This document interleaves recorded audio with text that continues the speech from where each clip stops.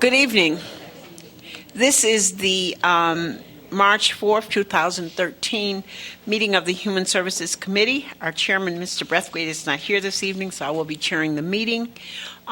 We do have a quorum, and barely, but we do have a quorum, so the three of us will be giving it our best shot.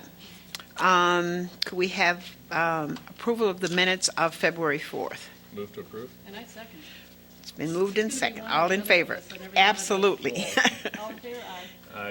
Aye. We didn't get the citizens' comment. We have one individual that's still signing up as we speak. Okay.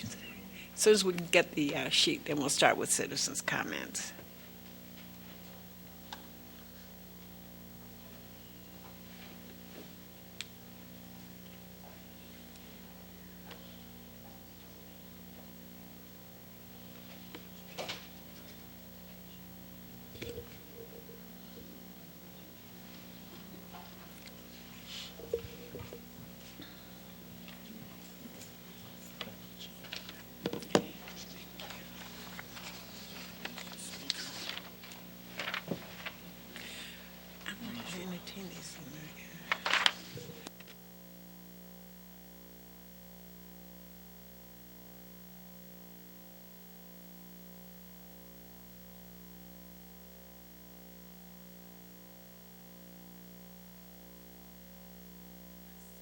I see a number of speakers on the expansion for noise, and that is not on our agenda tonight. I don't know if you had a chance to look at the agenda for those of you who came to speak to that. We can certainly hear it, but I think it would be probably, in my opinion, better to have it when we have it actually on the agenda. But it is not on the agenda for this evening. That's the new pivot expansion. So you want to go ahead and... Okay. Maybe we'll have a couple representatives. Well, we have actually 1, 2, 3, 4, 5, 6, 7, 8, 9, 10, 11, 12. We could avoid repetition and... I see 12, I think. The other ones are art funding, so I don't think that is the same. It may be, but if it is, it may be as many as 15 speakers that want to speak about Piven. How about if we consolidate that? There would be, Okay, if somebody would like yeah. to make a statement, a couple of statements to give us a general idea in terms of what you want to have tonight, be good, as long as we have all these folks here to address the issue. that would be fine. And I'm happy to hear it, but I'm just saying it's not on the agenda. Go down to about 5. Would that be acceptable? Sure, that's if you Sure. want to do that. We'll give you a couple keeping of minutes in mind each. we're only 3. So I wish we had I'm I wish trying to we had a give you a bigger signal. audience for you. Yeah. Do you want me to call names? I do have names here. We have, is this Schiff? Valerie? Valerie Schiff. We have Joe Donna, maybe Horwitz, Larry Distasi, David Smith, Maggie Weiss. So Those are the first 5 people. it looks like Larry Distasi is going to begin, then I'll go. And what's your name? Maggie Weiss. So Larry's going to be, and then Maggie. We have Faye Kaiser. We have Margie. Faye would like to speak. Faye would like to speak. Jennifer Bivens. Julie Phelan. Naomi. Sorry, it's, what is that? Sonlak maybe? Sondak. She's going to pass. And Julie Phelan would like to go. And then Greg Allen would like to go.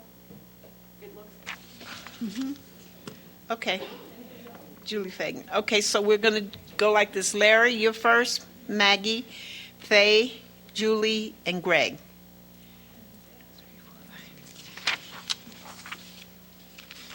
Thank you so much for hearing us and being open to public discourse. I just wanted to say I have a little more than 3 minutes of talking to you, if that is all right. There are some folks who would cede their time to me. Do I need to go through that formal process? Well, it depends on what you're talking about in terms of exceeding the time. We can give you a few more minutes, but Okay, that's all I'm talking about. Okay, all right. Yeah, thank you so much. My name is Larry DeStassi. I'm co-artistic director of the Actors Gymnasium, as well as the vice president of the Noise Tenants Association, newly formed. I'm here as a resident of the Noise Center who will be deeply impacted by the proposed Piven expansion plan. I last spoke before you, the Human Services Committee, in June of 2012.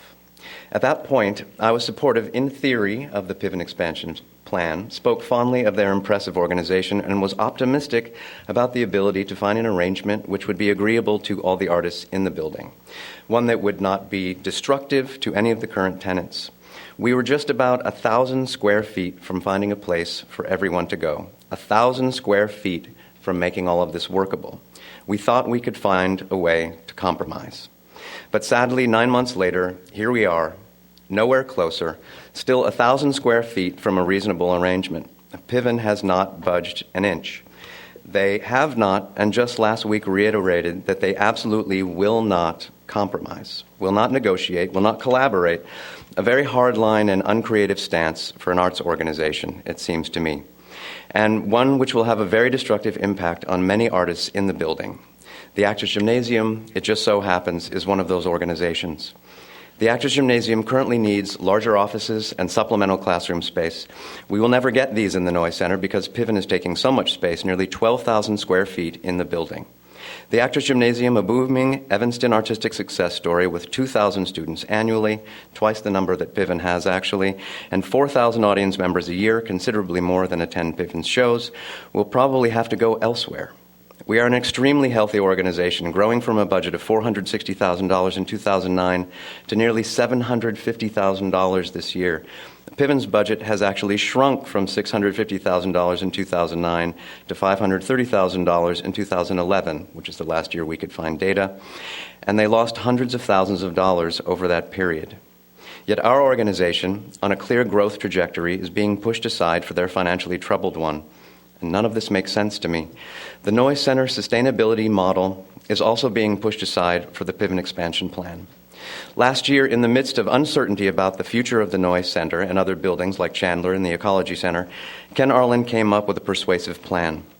Ken's Noise Center sustainability model included the establishment of the newly formed Noise Tenants Association and successfully addressed all of the historically destabilizing issues of the Noise Cultural Arts Center.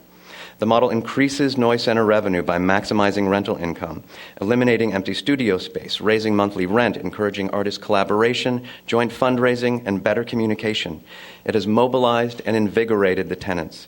It also establishes a capital reserve fund using the rental surpluses and fundraising dollars of the sustainability model and guaranteeing that the Noise Center no longer acts as a financial drain on the city when major repairs are required. This model is elegant, logical, and fiscally responsible, but it has sadly been eclipsed by a shinier and seemingly more exciting project, the Piven expansion plan. The Piven expansion plan unfortunately includes zero rent obligation from the Piven Theater Workshop.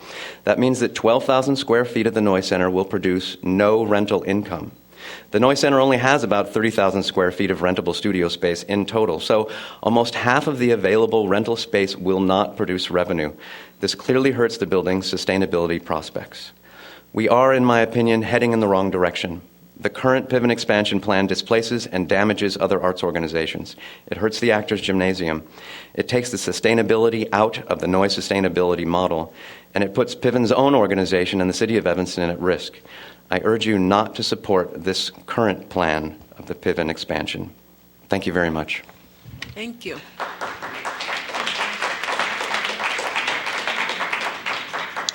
Ms. Weiss? Good evening, everybody. Thanks for having us and allowing us this time. I wanted just to reiterate, I say thanks to Larry because he's so well-spoken and did a great job and covered a lot of what I also am interested in. And I wanted to emphasize that at this stage in the game, since this project blossomed 18 months ago, we lost a significant amount of square footage in tenants. So Richard Halstead, who just unveiled his portrait of Lorraine Morton, left because he couldn't stand the uncertainty of the future, as did Ken Arlen, Light Opera Works, Betsy Ockwell, whose artwork is also in the city building. And with the departure of all these tenants, we thought that would bode very well for the possibility of keeping everybody in the building. And as Larry said, we found out last week that despite the fact that there are so many fewer people to accommodate, only 4 individuals, that there will be no flexibility, according to Joel Frymuth, who is the director of the board of directors of Piven. He attended our meeting. So we're really urging you to please consider this. When you see the proposal, it's possible that it will be in your hands within a week. I spoke with Leslie Brown from Piven today. Please consider that we have some leverage as taxpayers and the city, since we are the people who are supposed to be loaning them $2 million to do this program. Please, can we demand and insist that they work in a collaborative manner, not just in forming this agreement, because how can we, as a tenants association, work with a tenant who has a third or more of the building if they won't speak with us or even consider accommodating at this stage of the game? How is it going to go for the next 30 years? That's my first point. My second point is regarding the capital funds. With Ken Arlen's proposal for the self-sustainability model, the capital funds that would return into the city coffers or in the capital improvements fund was over $150,000, with all rooms, all spaces being filled with tenants and paying rent. Under the current model, in the papers that you'll probably get this week, the logistics are as follows. Piven will agree to pay 4% of the market value of their square footage in our building. If we calculate it according to today's market value, using the highest amount available in our building, which is $1,401 per square foot, that only amounts to $6,900 or $6,700 for their yearly contribution. Unfortunately, that combined with the rest of the building that's greatly diminished in rental revenue, that may not be very much for a capital improvement fund and is considerably less than what it would be if they weren't expanded. So thanks so much. And please, how do we figure out to get on the agenda for another meeting? And I'm assuming that would be in May. Is it automatically on the agenda because the proposal has been submitted to Human Services, or? It hasn't been submitted. As I said, we don't have it on the agenda, but you can call the city manager's office to find out when it's going to be on the agenda. Well, he expects it to. He did say he expected to be on the agenda in May, but I didn't know if there was anything that citizen comment or request is necessary for that to happen. No, Okay. not at all. If Thanks it's gonna very be- much. Yes. Faye.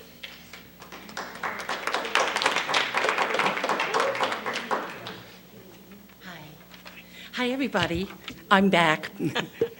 You said you would be. I have a different perspective on this whole thing. Since I was one of the original tenants in 1982, when the Noise had just turned from being an elementary grade school to a cultural building, I had the privilege of meeting with, at that time, the Evanston Arts Council, who owned, operated, had everything to say about who would come in, how they would renew leases, how leases were built. So the tenants in the Evanston Arts Council were so enmeshed, and they really cared about the building.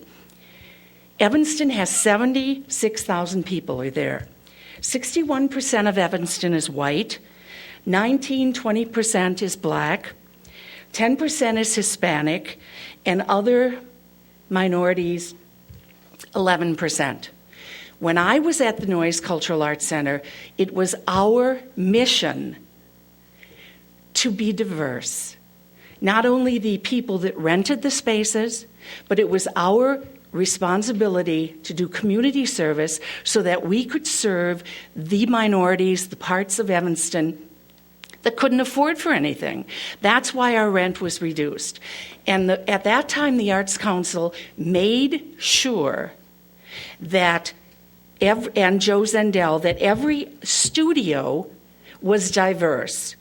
Never the plan to turn the Noise Cultural Art Center into a theater building. In fact, Joe would roll over in his grave right now if he could see what is going on.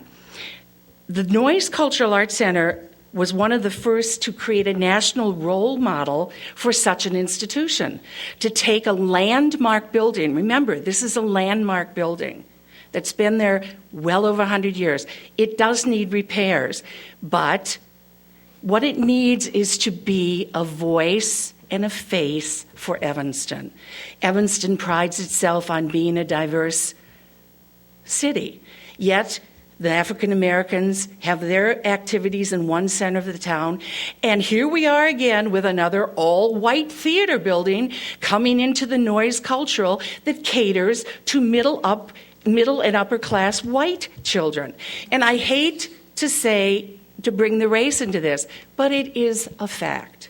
So I am urging you, I'm begging you to remember that for every open studio that the Piven Theater encroaches upon and takes over, you are taking away maybe a minority's dream, maybe an African American group that has dreams of becoming a Piven Theater one day.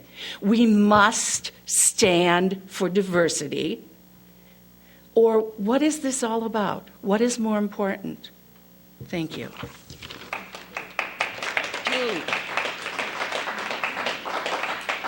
Julie Fagan? Phelan? Hello. I'm a bit of an exception here. I'm not a Piven tenant. I'm not a local artist. I'm actually a local taxpayer. I'm a neighbor of the Noyes Center. I got interested in this issue especially in December after Arts Camp, when we were told that the Arts Camp would no longer be scheduled in the Noyes Center. I know at this point it's been resolved temporarily, but we neighbors would still like to see it go on and be scheduled there, but we know that there are much larger issues looming right now.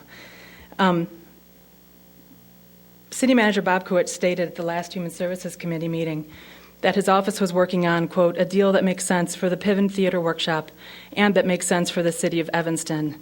And I think I want to clarify that there's actually other groups involved here. It's not just the city of Evanston and Piven.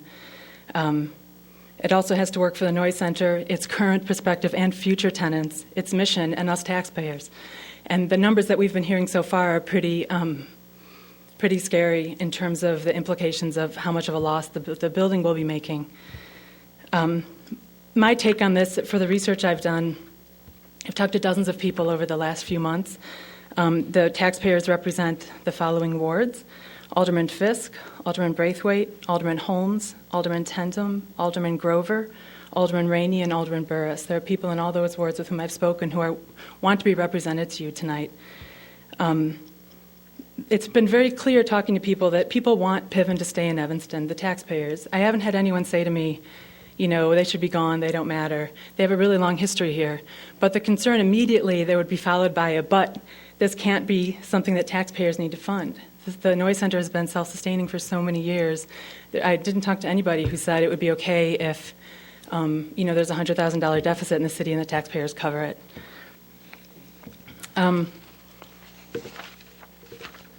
I wanted to bring a few things to you. I'll shorten what... I think there are three issues going on here. I think we need to find a way to keep Piven in Evanston. I think we also need to find a way short-term to cover the building needs at Noyes. And I think long-term we need to make sure that Noyes stays sustainable. I see those as three potentially separate issues. I think they've been mixed together in this, but I think that we can actually consider them separately. I think the Piven expansion plan is one way to make Piven feel like they have a future here and they're growing, but I think it's at a large expense for the Noyes Center.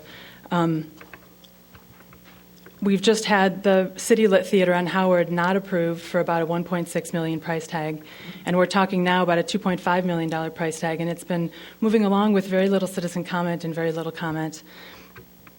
I think one thing we need to look at would be utilization of the space. For a comparison, for the number of professional performances that local theaters give, Northlight, who is considering coming back to Evanston, gives about 200 professional performances a year, staged performances. Next Theater, also in Noyes, gives about 96 without even having a summer season. Piccolo, about 77. City Lit, who just got their theater evaluated, is about 66. Fleetwood Jourdain has only a summer season, and they have had about 26 professional productions. And for the $3 million or more that we're talking about investing in Piven, they put on approximately 27 professional productions last year. The numbers, I think, are questionable if we're going to put a $3 million investment in for 27 professional productions a year. I think the Piven plan doesn't mean to. I do not think that there is, I don't think it's trying to do anything horrible to the Noise Center. I think it's really a way to help Piven stay. But I do think that without meaning to, it eviscerates the center. It eviscerates its ability to be self-sustaining, and it really claims a pound of flesh, because the area that it's talking about taking is the prime rentable, sunlit-filled space on the second floor that people want. I don't know if Richard Halstead would have stayed. This is his sunlit space that is under contention. It doesn't mean to, but it's going to just cut the heart out of the center. It's going to really lose its ability to generate income and to support itself and to keep its mission going. And from a taxpayer point of view, it's really concerning.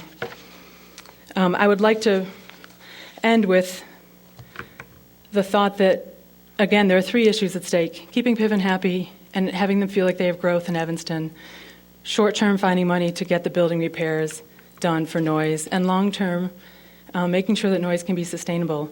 I don't think that those have to be combined. I feel like a bit of the Cinderella story is going on. We've been trying the shoe on for 18 months, and it's not really fitting. It's not comfortable.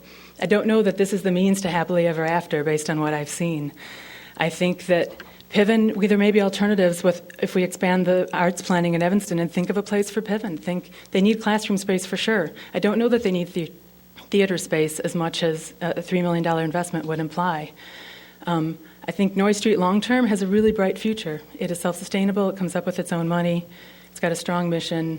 I don't think that's going to be a problem. And short-term, if there's as much city money to help fund and give loans to Piven, then maybe there's enough money to loan the building, give the building its own loan for its current repairs, and let it, over time, pay itself off, because it has a really strong financial standing without the Piven expansion. I think the Piven's future does not need Noise Street, I don't believe. And I believe that Noise Center's future does not need Piven. I think they can be separated and addressed separately. And I would like to suggest and respectfully propose that when you do get your proposal, you consider that the things that you're being given do not need to be joined. Thanks very much. Greg Allen. If I may, Madam Chair, I mean Alderman Grover, go ahead. The dilemma here with Hearing this is- speaking on an item that is not on our agenda is that everybody in the room knows so much more than we do. When you talk about a shoe fitting, we don't even know what the shoe looks like, and so we want public comment, but I'm never the person in the room who has all the information, and tonight especially, and so. This is all part of our public discourse, but understand that, we haven't. This committee, the city council hasn't seen a plan. We don't know anything about this. We've just given our city manager direction to negotiate a deal that works out for everyone, and we haven't been part of the negotiations. We don't have the details. It's coming back to us. Sounds like soon, but it's it's hard for us to put any of these remarks in context because we don't have any homework that we could have done before we've listened to you. So I think that is thank one you of the, anyway. One Yeah. of the challenges is Yeah. that we all have not seen this plan, that we keep Absolutely. hearing it's coming down the pike and then will be turned around very quickly. And it's created some anxiety, obviously. Yes, this a lot. Unknown And for 18 months, it's created a lot of Sure. anxiety. Right. My name is Greg Allen. I'm with the Evanston Arts Council. And this whole issue came up to me in the last couple months as I've joined the Evanston Arts Council and was kind of informed about all the different endeavors that Evanston is embarking on, the things that the Noise Center, this possible takeover, the Piven expansion, as it's called, of the Noise Center. And so I'm just trying to assess those different things. And people have come to me with this sustainability plan, which seems to have been shunted aside, which is very sad. I think the history of diversity in the building seems to be shunted aside. And then I do think Julie's point about how many, the Piven Theater, if they do one production a year, one professional production a year, 1.5. That's something else, salon performance. I don't know what that is. But as opposed to a theater that fills its space for 365 days, it is a company that has a history of producing one professional production. So whether they need an entire theater to expand, I don't know. Just from the Evanston Arts Council perspective, I know that coming down the pike is our Evanston Arts proposal in like 2 weeks, this major study of what Evanston wants. And I know that this year Evanston also has embarked on the arts being a major contingent of what we as a city and as citizens are interested in moving forward with. And the Evanston Arts proposal and the $100,000 NEA-funded study to see what Evanston wants, it would just be a shame if that was all shot in the foot because we have $3 million dedicated to something already before we even go that direction.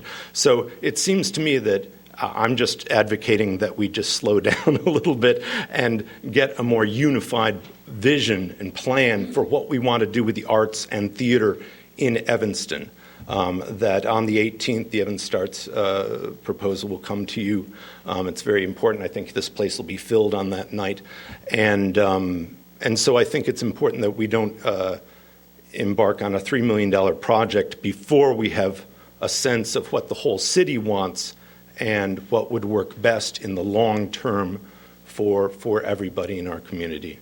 So I just advocate that you also kind of slow down and take your time with the if Piven were to arise quickly. Let me just assure you that we're not going to undertake a $3 million project, not in this budget time, but nothing that has come before us. And I've tried to answer some of the emails by simply saying, I can't answer because I haven't seen anything yet. Well, and so just as long as you understand that, we get lots of items, lots of committees, and that's why I was trying to say earlier, it's not on our agenda, which means I've not read anything, I don't have any background, not ready for it. But I assure you that when we do get it, we will read it, we will look at it. There have been rumors spreading around that things are going to turn around. I mean, the city they can't manager turn around promised, without it coming before the council, I promise you that. Exactly, okay? And the city manager promised that it would come to the attendance of the Noise Center 2 weeks ahead of time, so we're waiting for that to happen and then thinking, wow, 2 weeks, we got to move quick. So just to let you know that, just to keep in mind a larger plan for all of Evanston. Absolutely. Thank you so much. Thank you.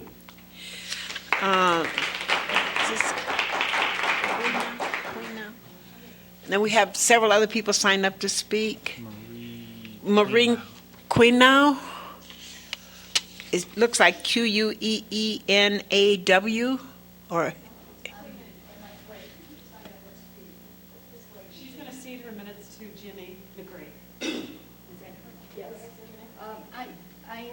My name is Jimmy McRae. I live at 1107 Colfax, and I am not involved with either of these, any of the groups at Noise, but I am very concerned about the risky financial partnership this is going to be. I think it's very irresponsible. We don't know how the arts are going to fare in this economy, and I do not want to see Evanston stuck with some kind of a 30-year bond that that the taxpayers are going to have to pay for in the long run.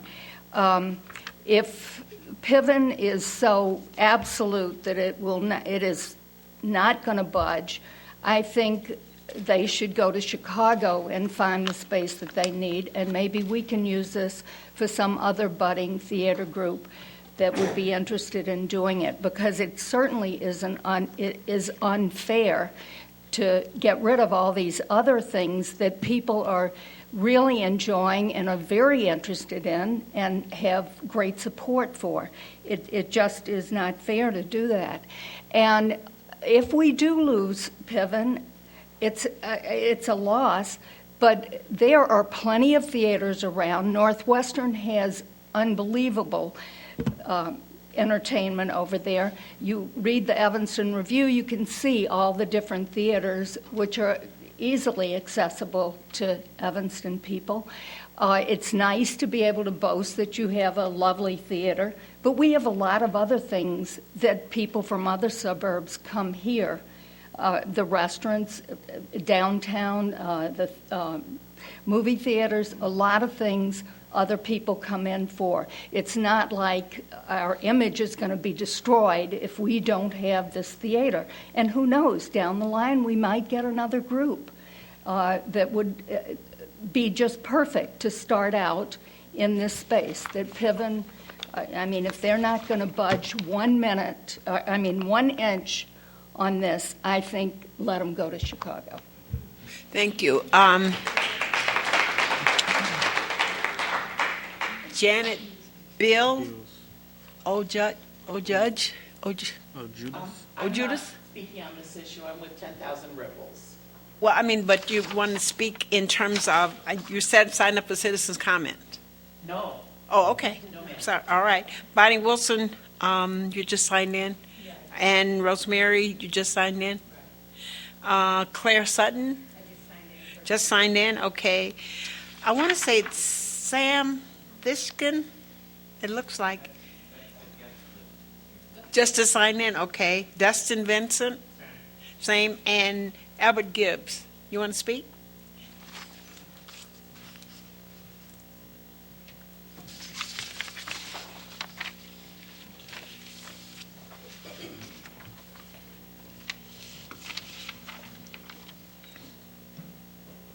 Good evening. Good evening. I'm a lifelong Evanston resident and a product of the schools and educational system here. I'm also a musician. All of my life, I've been a singer and an entertainer. My family has always been. I've been fortunate and blessed to be a recording artist and a studio musician for a number of different record labels and different artists throughout my life. So I've been performing and entertaining in the arts, and my concern has been the arts all of my life.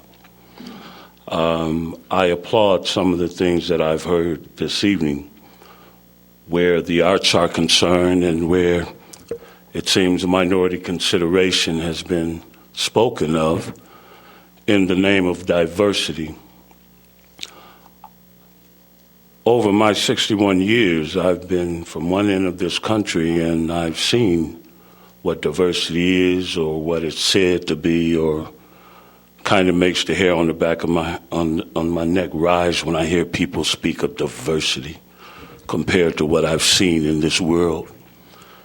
And when you couple that with the haves and the have-nots as to what is going to be the deciding or determining factor, I'm reminded of an old song that says, "Them that's got shall get, them that's not shall lose." And the Bible says, and it still is news, God bless the child that's got his own. And I've seen in the round table, I think, one or two other papers where this has been mentioned of what's happening at the Noise Cultural Arts Center and things, and I thought, well, maybe there is a consideration of genuineness for all concerned. Maybe not. I'll wait and see. Again, I applaud those that have spoken to what the initial effort was to be at Noise. But my concern also, of while I'm here, is that I am a member of the Citizens Network of Protection and the Community Police Action Committee for the 5th Ward. And I'm kind of troubled about things that I see going on in my community where this is talking about complaints. Your agenda speaks to police complaints. And I say trouble because I'm not going to say what I've seen, what I've been told. I'm going to say what I've seen. And as a person that's going about my business in my community, especially the past month, it seems even more heated. You may have heard about the different killings and unfortunate killings and things in the Fifth Ward. And so I know there's got to be something done. The police has their hands overwhelmed, I'm sure, by any stretch of the imagination.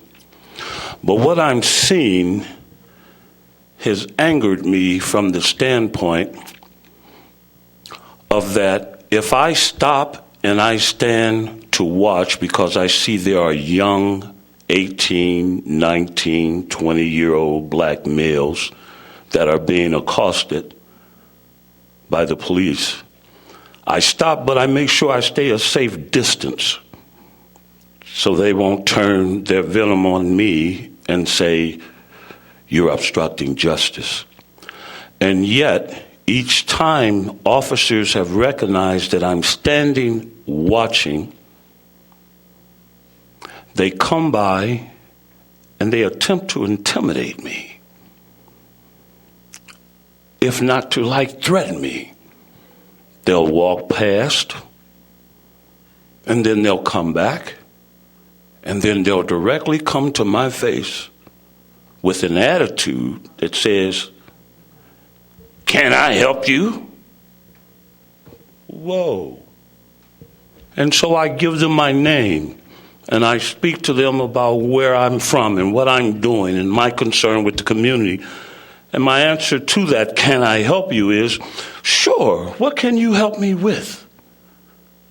And this last incident, the gentleman told me, he says, "Well, we're conducting a drug investigation." He had went to his squad car, the K-9 unit. He had gotten his dog. He came back. He walked past me, and then he came back to approach me. He's conducting a drug investigation. I said, "So you mean they have drugs in that car?" He didn't answer me. He ignored me. He repeated his statement. "We're conducting a drug investigation." I said, "So you mean they're selling drugs out of that car? Is that why you stopped them?" He looked me in the eye and turned around and walked away. I said, "Wow, that's amazing." Then I recognized one of the young men that lived maybe a block away, and he happens to be the young man, happened to be a relative of a young guy that was murdered a month and a half or 2 months ago.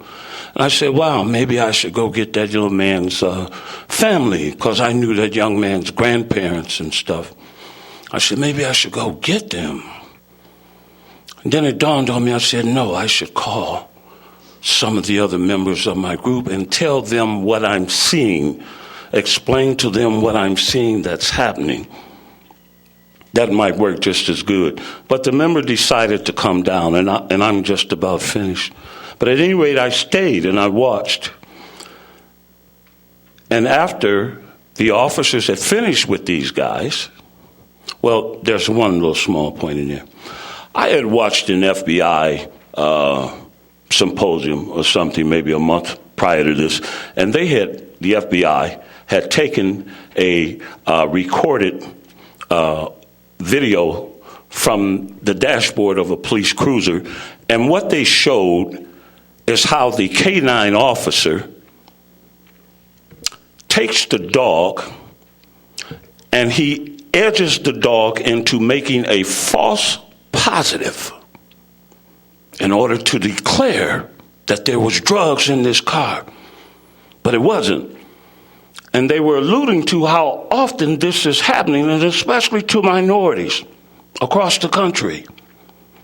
And I watched this police officer of this K-9 unit do the same darn thing. He pulled a false positive in order to get in these kids' car and search the car. They found nothing. They gave him no ticket. They gave him no warning. But the initial reason they stopped these kids was because someone was supposed to have not had a seatbelt on. These windows were so dark and tinted in this car that if you're standing a foot or two from the car, you cannot see in there. So I asked the young men if I may speak to them after the officers freed them. And the young man said, that was on the crutches, he says, "I'm so sick of this." He says, "Every day and every time they see this car, they attack us." I said, well, are you guilty? If you're guilty, well, yeah. But are you breaking the law? No. Are you arrested? No. Are you given a warning about something? No. It's the same lie. The next thing, it's either illumination light over the license plate is out. It's any excuse to stop these kids. Some of them. Maybe some of them wrong. But what I'm seeing is that they are getting after people that are innocent. This madness needs to stop. This madness needs to stop. Because I've said it once before and I'll say it again. As long as you have officers that can lie to their superiors and then back it up with the stance that appears that I'm something that's not an untoward officer. I'm a great officer, but yet your disposition and attitude in the street speaks to a terrorist. You act like a thug. You act like a gang member to me in that blue suit that you're supposed to be protecting and serving. I just offer this to anybody that is on the street that is watching. I've been going over the last year to these prejudice, race, and discrimination seminars. The past one it spoke to institutionalized racism. Police departments were brought up, not specifically Evanston, but police departments across this country. I advise anyone that is serious about race relations in this country, if you see it going on wherever you are at, and you do not take a stand for it where it's at, you're part of the problem.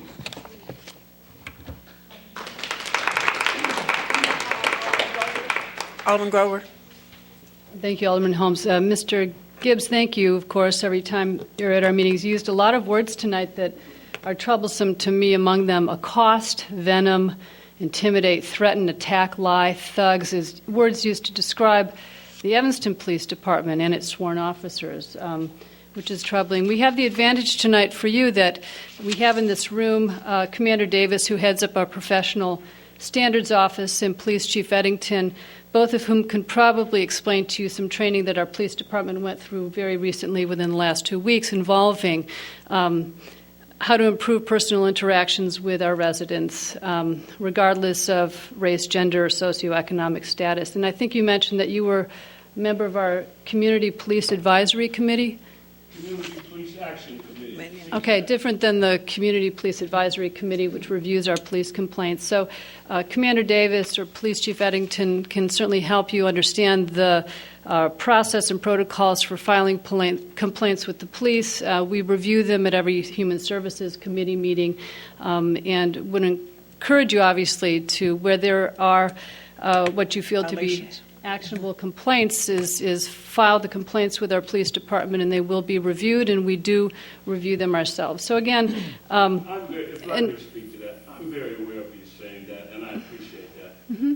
But I'm even a victim of one who has called the police department because of a problem that I was having, only to have the officer turn on me and outright write in his report a lie that said I did not tell him my name or provide information to him that would identify who me, the complainant, is.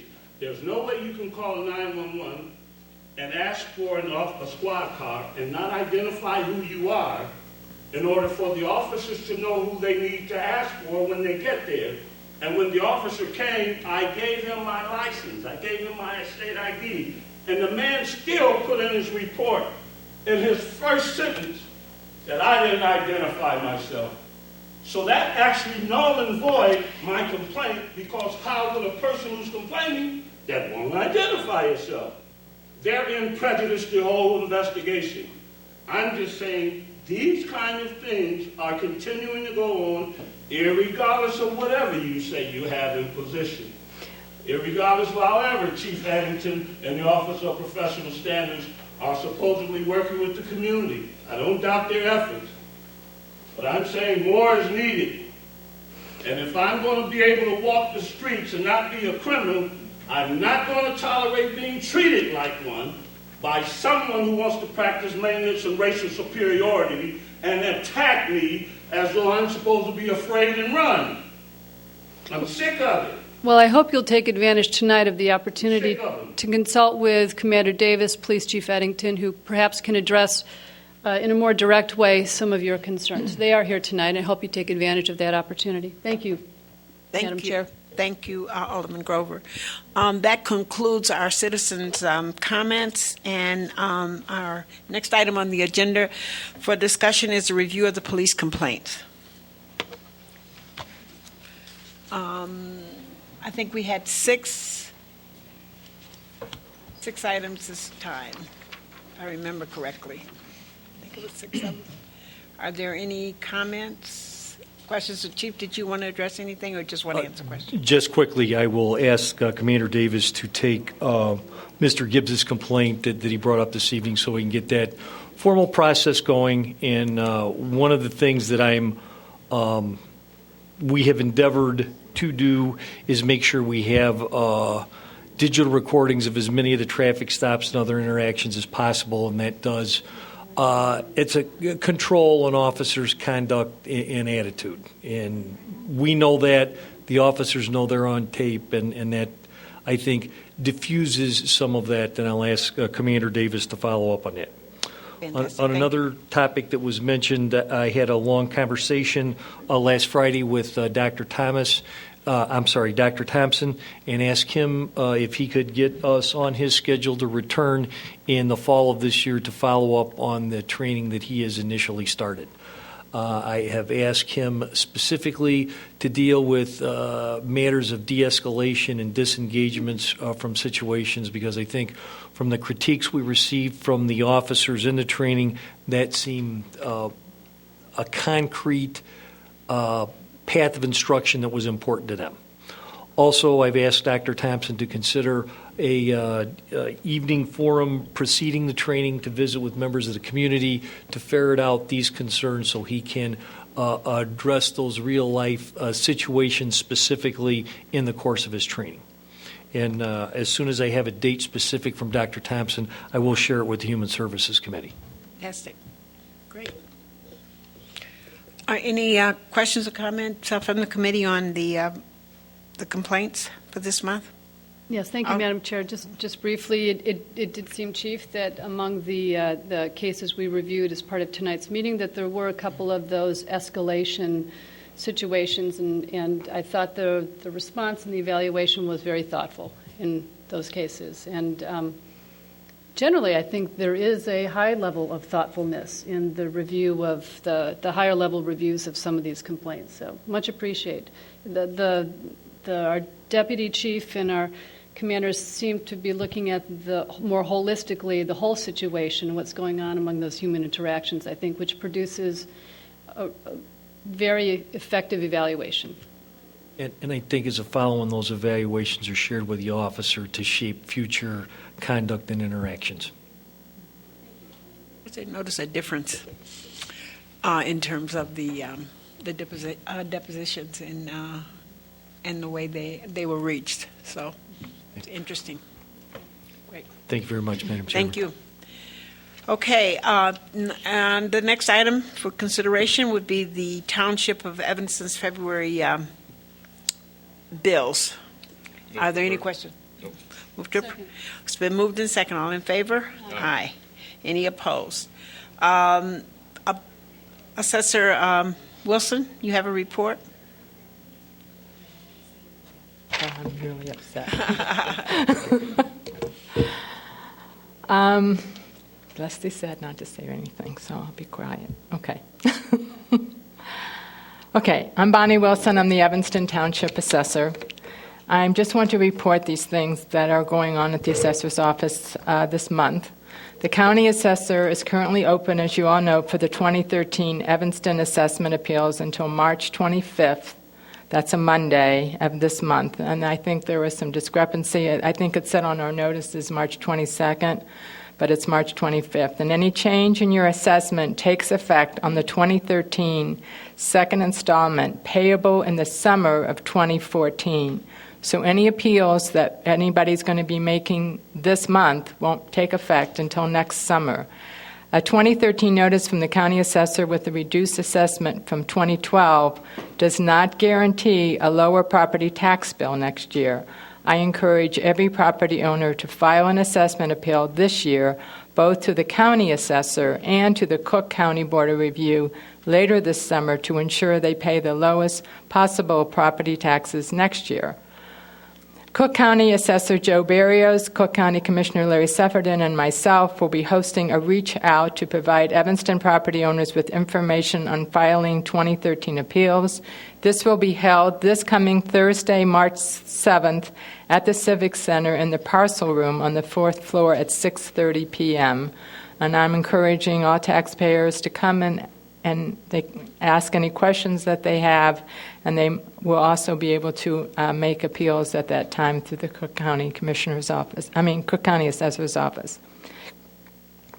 Last month, our office provided seniors with assistance on filing 375 senior exemptions and 185 senior citizen assessment freeze applications for 2012. Taxes payable this year. Additionally, we welcomed 6 new homeowners to Evanston. There will be a reminder card sent to previous senior citizens exemptions recipients who haven't replied to the initial senior exemption mailing from the county assessor. I'm encouraging people to contact our office to ensure that you receive the exemptions that you are entitled to on the 2012 second installment payable this summer. So please be aware of your senior exemption. Everybody has to file every single year if you're over 65, and that's what you're entitled to is a senior exemption.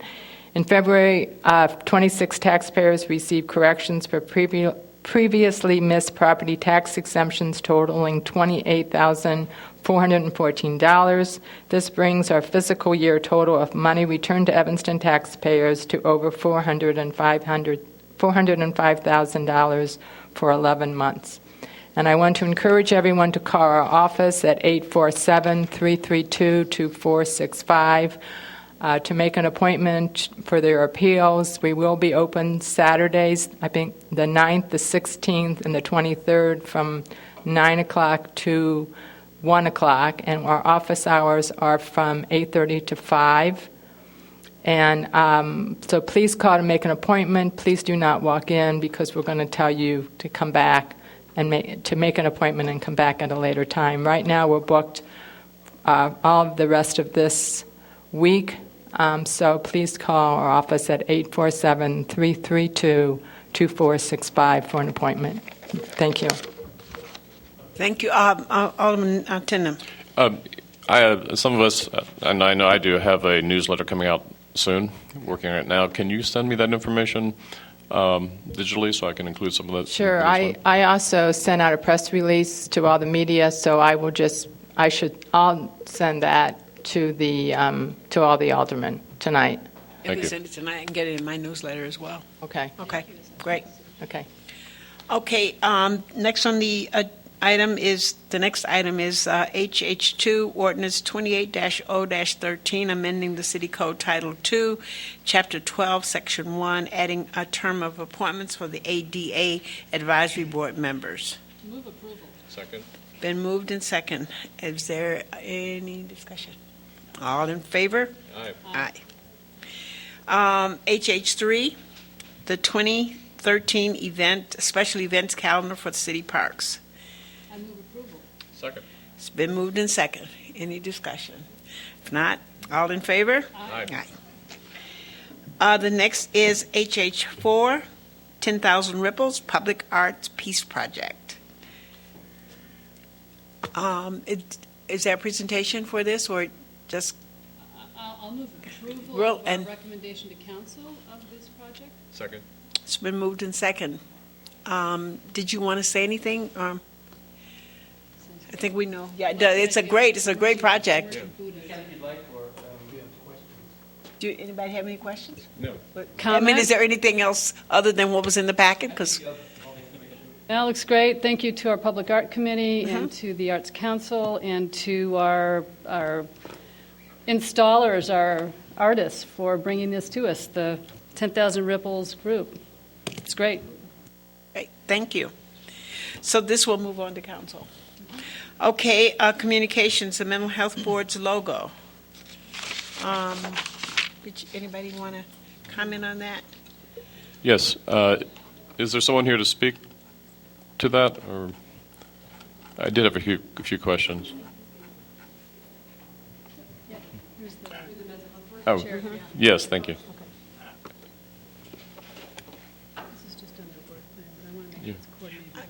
Right. I was going to say that's the question that I had too. Hi, Kim Fisher, Vice Chair of the Mental Health Board. Thank you. I think we've all agreed here that there was a discussion at the Economic Development Committee meeting last Wednesday, which discussed the opportunity and possibility of creating a new identity for the city. And okay, and I think one comment I made then was that boards, committees, and departments should really maybe consider that design to make sure that it would be compatible with the city's direction, and we don't know what direction that will take. Okay. I think I'm not at this point in favor of boards, committees, departments having their own logo. We discussed the fact that the library was doing such a thing, but they are sort of a independent entity right as of now, and will remain that, I'm sure. So, but I think it's certainly an idea that needs to be discussed further. But I think in the context of what the city is planning to do overall. So I think we sent this as a memo because this was actually in our work plan. Right. So this was something that had been reviewed by the council already, and that this was something we had a committee that addressed, and so there wasn't any issue. So that's why this was sent as a memo to you. And I think things have changed Okay. within the city since this came out. Okay. Alderman Grover, you had comments? Yeah, I would say thank you for coming and thank you for working on that work plan. It seems like it's the last box to check Yes. on Yes. the work plan. I think the idea is that we're heading towards branding the city, working on one logo. Maybe there's a way to incorporate whatever our next city logo is, and altering it for the Mental Health Board would be also useful. The city will be using its part-time contract graphic designer to work on the city's logo. I like the idea of doing a contest, a logo contest, but if the Mental Health Board didn't mind slowing down on this to see what happens with the city's logo and see if there's some way to fold it in together. That's fine. It may Yeah. just, put this on our list of things to do and take it off the Mental Health Board. That would be great. How about that? Oh, you don't mind that? We've got a lot All of right. stuff on our plate. Yeah, great. But in the meantime, if we can also find a way to acknowledge the great history of a Mental Health Board that is, as we celebrate our sesquicentennial, the Mental Health Board celebrated a couple of years ago its 50th anniversary. Of its inception in 1969. So the Mental Health Board in Evanston is really a singular entity in the state of Illinois. I think there are just a few remaining 708 mental health I think there's boards 3. chartered in the same way. And it has a great history about how our mental health board was founded and evolved, and it's much more than just a subcommittee of the city. Right. So it's a great history, and I'd love to find a way to honor that with more than just a logo, frankly. So, I'll thank report you. that back to the group. Great. Okay. Thank you. You're welcome. Thank you. That concludes our agenda for this evening. Is there a motion to adjourn? Move to adjourn. I'll second that. Been moved and second. We are adjourned. Thank you. Chair. Hope it hasn't started to snow yet. I think it's been postponed until tomorrow night.